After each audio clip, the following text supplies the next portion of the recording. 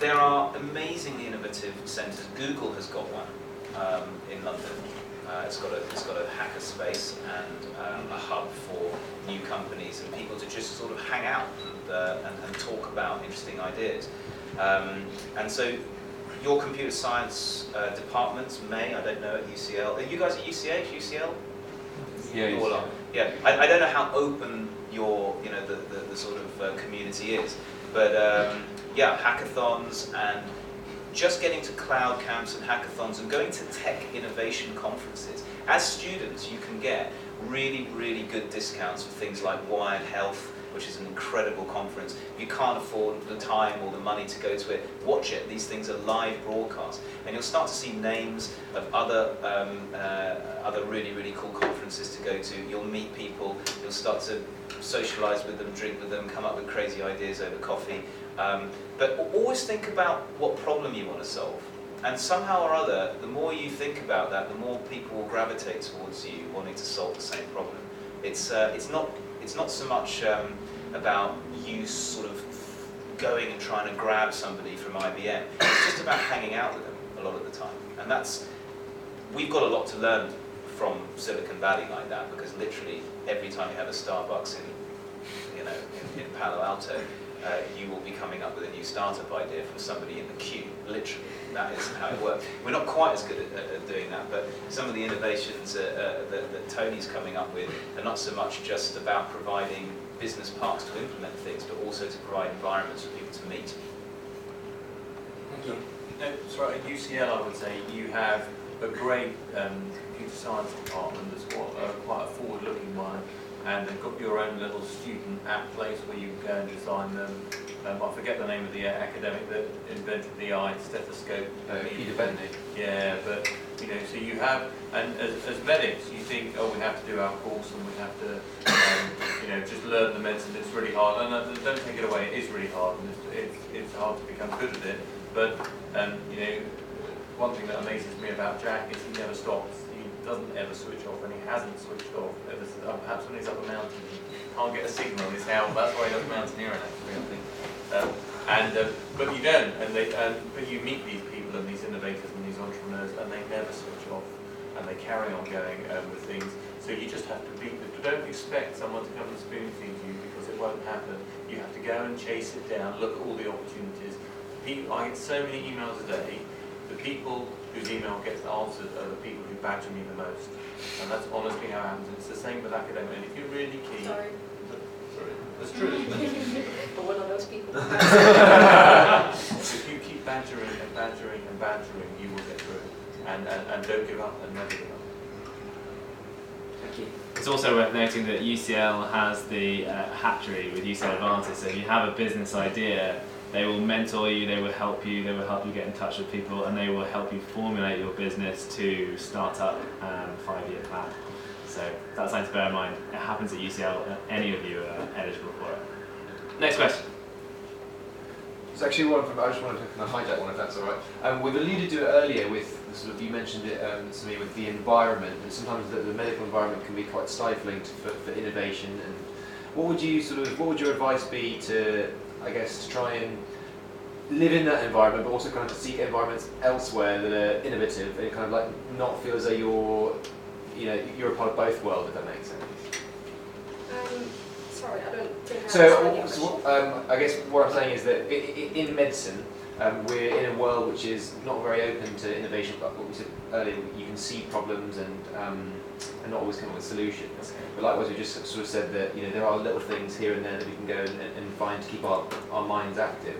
I guess it's sort of more aimed at the other two panel members, but I was kind of wanting to know what you guys thought about how can you keep those two environments balanced, if that makes sense. So keep doing your clinical work, but also trying to innovate outside of that, and kind of not feel as though you're torn between those two worlds all the time.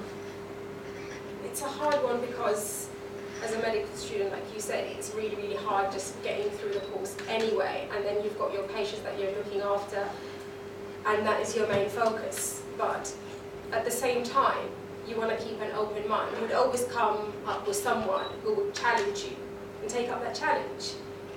Don't see as you think that my work is not good enough or do you not trust me. But if somebody's challenging you, come down a level and see it from their point of view. Seek other people with different knowledge. Have friends who are not doctors, engineers, IT professions, designers. Go out and have a drink at Shoreditch instead of your university pub when you're allowed to do that. Like you said, where you come from, you stand up in a queue and you hear all of these incredible ideas. Have a coffee in Shoreditch and just look at the people who go through there. I go to a coffee shop at the Village Hall on Hoxton Square, and the people who actually work behind the tills are absolute geniuses. Not just about making the coffee and how much ground do they put in one espresso, and they are really, really finicky about it, but it's about what do they do as their day job. Some of them actually work in the Terminator movie. They're like graphic designers, and I'm like, what are you doing in a coffee shop? Why am I talking to you? You should be like famous in this stuff. And so it's just about putting yourself out there and seeking that knowledge. So how many people here have came to med, and be really honest about it, when you guys first decided you were going to study medicine, who thought here that it was a good way of earning a secure living? Who here thought that there was kudos with being a doctor? Who here thought that you were really at the forefront of science and understanding? Right, what do I think now? It's not that great. It's not that great for Q, and I'm telling you something, it's not at the forefront of science. So the word practice means to habitually repeat a given task. And the word innovate means to change the accepted norm for what is best practice. So it is a challenge because you are in a profession where the very word, the very verb that describes what you do is contrary to innovation. And it's required because most of the people who go on to become good doctors need to reproduce in an auditable fashion what is regarded currently as best practice. And yet innovation is actually contrary to those very needs. So I'm not saying this is not an easy answer, but I think that the 1 to 5 rule that Google has got is something that we need to move to. If we can actually get accredited and get respected by our peers and by our bosses for having done 1 day a week of continual medical innovation, even if we failed, it's okay to fail, but fail fast. Yeah? What is wrong is to be seeing problems all around you every day that cause pain to individuals, that cost incredible amounts of money to the taxpayer, and to just let them pass because it's best practice. Okay? Be respectful of the need to have a stable system, but always think every idea you've got can disrupt that, what I think is actually a problem, which is why I get in a lot of trouble from policymakers. But at the moment it feels sort of like an either or, if that makes sense. It's like either you're in this world or you jump out of it. But it's possible to do both. Yeah. And I think that, it's up to this generation right now to be able to start something without leaving their profession. You'll lose sleep. Yeah?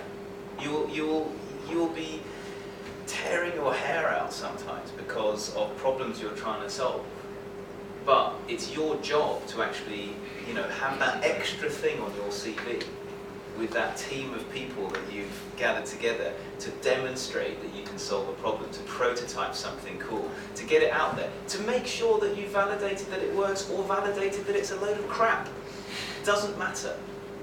But the point is, today, with the people around you, with the connectivity of different resources around you, the amount of open source software, with the amount of open source hardware, blimey, you guys can go right now and print an organism if you want. well, you can print the DNA and stick it inside some yeast and print a new organism if you want. And you don't need a $100 million pharma company to go do it for you. You can do it for $4,000. I think BioCurious has got a brilliant program in the States that lets kids in high school, even primary school kids, are designing fluorescent versions of bacteria. You know, just designing them on a computer and printing them out.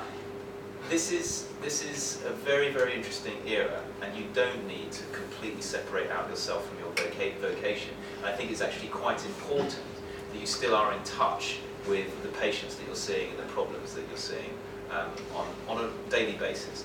When it comes to a blockbuster hit, and you can see that your innovation is going to really impact potentially billions of people, quit medicine, because you're going to be better off and make more of an impact and be happier